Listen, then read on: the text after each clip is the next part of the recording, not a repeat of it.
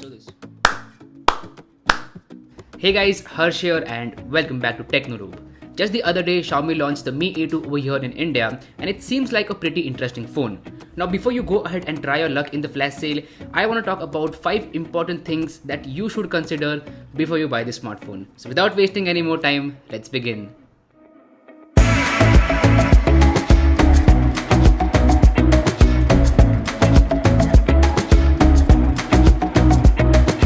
Starting off at number 5, let's get them numbers out of the way. So the Mi A2 comes with a Snapdragon 660 processor along with 4 or 6GB of RAM.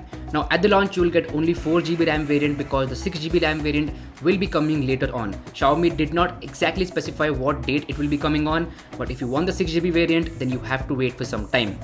Other than that, upfront you get an 18:9 display which is a 2160x1080 panel. It's very similar to that of the Redmi Note 5 Pro, so no complaints in the display department as well. And one thing that is great about the display is that it does not come with a notch. So well done Xiaomi on that part. Moving on, at number 4, let's talk about the thing that I personally don't like, that is the removal of the headphone jack.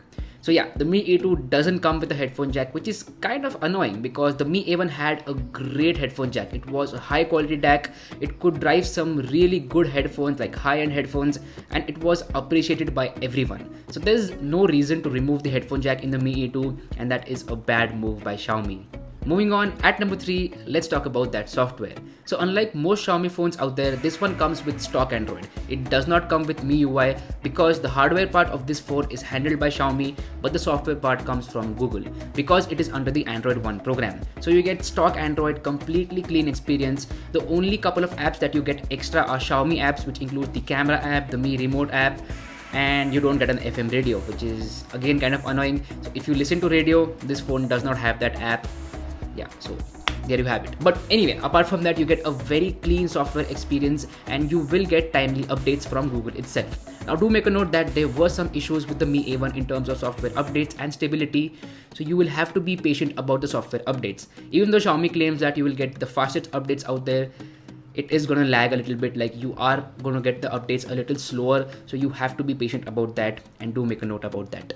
Next up, at number 2, we have them cameras. So the Mi A1 was a camera-centric phone and so is the Mi A2. It comes with a dual camera setup at the back. One is a 12 megapixel primary sensor with an aperture of f1.8 and a pixel size of 1.25 microns. The secondary camera is a 20 megapixel sensor with an aperture of f1.8 again, and the pixel size is 1 microns. So it is expected to perform a lot better in terms of low light photography. So the biggest complaint that I had with the Mi A1 was in terms of low light photography, like at that time, but now with the Mi A2 it is expected to be like way better than the Mi A1. But again, I will have to test that out personally. I have to get the phone and I'll have to click a lot of photos and then I can give my final verdict. By the way, talking about getting the phone, I have already pre-ordered the phone today, that is on 9th of August. I pre-ordered the phone on Amazon and it is on its way. It will be delivered between 14th to 16th August. So if you haven't hit that subscribe button yet, go ahead and do so because I will be covering a lot of videos about the Mi A2. So definitely hit that subscribe button down there.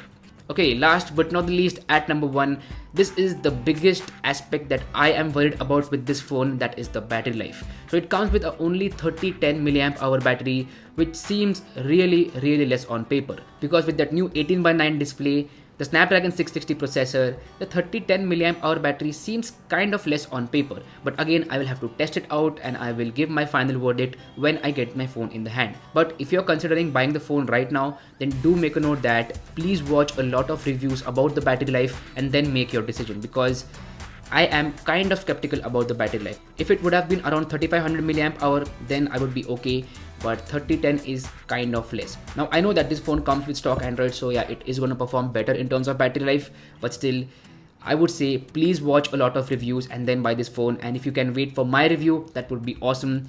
I will tell you all about the battery life in a special video. So anyway, that's been it. These were the top 5 things that you should know about the Xiaomi Mi A2 before you consider buying it. If you like this video, then don't forget to hit that like button and also let me know your thoughts and comments in the comment section down below. If you have any questions about this phone, the comment section is always open for you, or you can anytime hit me up on Instagram and I will be happy to assist you. So that's it. My name is Harsh Punjabi and I'll see you guys in the next one.